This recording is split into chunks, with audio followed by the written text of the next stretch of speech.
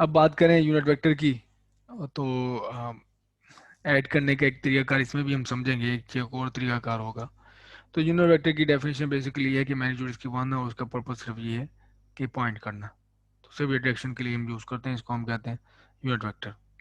तो जैसे कि एक्स वाई कंपोनेंट जिससे आप ऑलरेडी फेमिलियर हो, एक्स वाई जी, अगर आपके पास रेफरेंस कोऑर्डिनेट सिस्टम है राइट हैंडेड, तो एक यूनिट वो वेक्टर जो पॉइंट करेंगे एक पर्टिकुलर डायरेक्शन में, अगर ये एक वेक्टर एक्स की डायरेक्शन में पॉइंट कर रहा है, उसकी लेंथ यूनिट है, तो हम उसे कहेंगे आई, मैं इसको डिफाइन कर रहा हूँ। और एक वेक्टर जिसकी लेंथ यूनिट है और वाई की डायरेक्शन में पॉइंट कर रहा है तो उसकी है जे। और एक वेक्टर जिसकी डायरेक्शन जेड है और वो पॉइंट कर रहा है के में, तो इसको हम कहेंगे, पॉइंट कर रहा है जेड में, तो हम कहेंगे के। यूनिट वेक्टर डिनोट करते हैं इसको सिंबल और उसके साथ ऊपर होगी हैट, तो इस हैट से शो करते हैं। तो आप यहाँ पे देखो, आप वही नोटेशन यूज करते हुए ए एक्स के साथ मैंने डायरेक्शन एसोसिएट कर दी। तो ए एक्स साथ इसकी डायरेक्शन है जो एक्स की तरफ पॉइंट कर रहा है, और ये ए वाई जे की तरफ। तो इस वेक्टर जो कि वेक्टर ए है, इसके दो कंपोनेंट्स में मैंने इसको पहले रिजॉल्व करना सीख लिया था। अब आप इसके साथ अगर डायरेक्शन भी लगा दें तो बिल्कुल ये बन जाएगा जैसे मैंने बताया था कि एक वेक्टर अपने कंपोनेंट्स का रिजल्टेंट होता है। तो आपको यहाँ पे वाज़ेह तौर पे नजर आ रहा है, ये एक वेक्टर है ए एक्स और इसके साथ डायरेक्शन ये पूरा वेक्टर है, ए वाई जे ये पूरा वेक्टर है। दो वेक्टर्स को ऐड किया हमने हेड टू टेल रूल, तो हमारे पास रिजल्टेंट आया जो कि वो वेक्टर है जिसके ये कंपोनेंट्स हैं।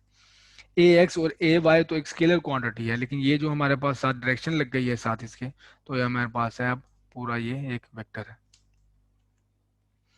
तो ऐड करने का तरीकाकार क्या होगा इसका, अब हम ज्योमेट्रिकली बात नहीं करेंगे। मैंने आपको पहले बताया था कि ज्योमेट्रिकली हम अब नहीं जाएंगे, हम सिर्फ नंबर से डील करेंगे अब। तो आर ए प्लस बी का मतलब क्या होगा कि ए का एक्स कंपोनेंट बी के एक्स कंपोनेंट में ऐड होगा और वो बन जाएगा आर का एक्स कंपोनेंट। ए का वाई कंपोनेंट और ऐड होगा बी के वाई कंपोनेंट, वो बन जाएगा आर वाई। और ए का जेड कंपोनेंट और बी का जेड कंपोनेंट ऐड होके बनेंगे, असाइन होंगे आर जेड के इक्वल। तो ये हमारे पास वेक्टर होगा R is equal to R X I plus R Y J plus R Z K. R X Y G कैसे है ये मैंने आपको यहाँ पे शो किया। ये स्टेटमेंट इक्वल होने का मतलब ही यही है कि हमारे पास हर कंपोनेंट इक्वल हो, तो ये इक्वल स्टेटमेंट इस स्टेटमेंट से ही आती है।